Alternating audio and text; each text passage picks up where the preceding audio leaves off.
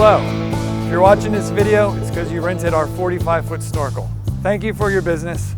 I'm just going to spend a few moments here going over all the controls, go over everything without the motor running, and then we'll go through the actual functions. First thing you'll do, I'm going to put your key right here, and you're going to turn that down to the ground controls. All the lift functions could be operated from the ground or the basket. Then you're going to pull your emergency stop out here. You're going to hit this button labeled start here. That will get your motor started. Then you're ready to start operating the boom. Everything here from the ground is a two-hand operation. This lever here, you're going to hold up. When you do that, your motor's going to rev up, and then you have the different functions to operate the different booms. I'm going to start the motor and run through these for you. We're started. We're going to hold this up. You'll hear the engine running, revving up, and the boom is going up right now.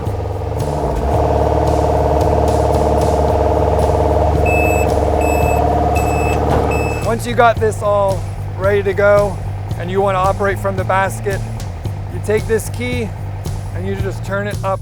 When you do that, the motor is going to shut off, and then you could restart it once you get to the basket. You want to make sure you're harnessed up, whether it's your own or if you got one from us. 2 attachment points on each side of the control panel. We have one right here and then right over here. We're up here in the basket, and we have the motor warmed up, and we are going to get this thing running. Pull this red emergency stop out, and then there is a switch right here to turn, which is labeled start, and that will get the motor running.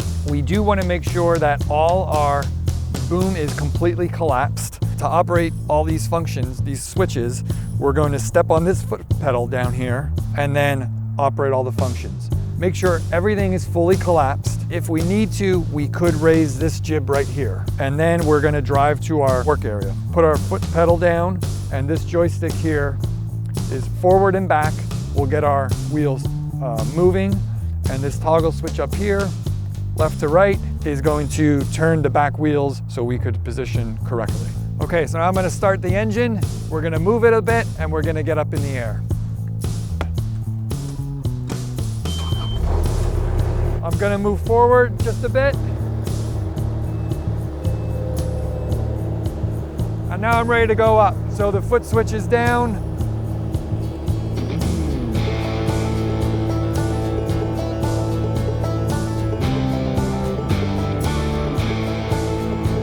This could also go side to side if you need to position accordingly.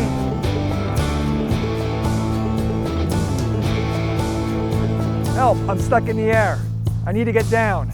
None of the functions will work, the engine won't start, and you're up in the air and you need to get down. I'm going to go over how to get you down on the ground safely now. If the engine's running at this point, you need to shut it off with the emergency stop and then pull it right back out. Press the foot switch. There is a switch up on here that looks like a battery.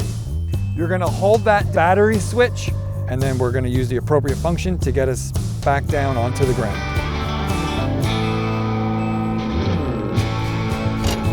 Went through the emergency letdown procedures from the basket, but we could also do it from the ground controls. Turn this key down to the ground controls.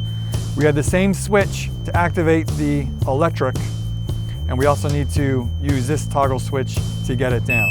So you could squeeze those together and then use the appropriate toggle switch to get it down.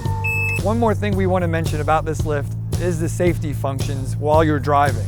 If the computer thinks any of these booms are up in the air while you're driving, none of the functions will work.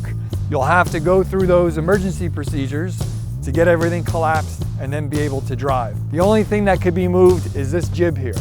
This could be up in the air to make those climbs so the basket doesn't bottom out. Everything needs to be collapsed all the way down while you're transporting the lift to your work area.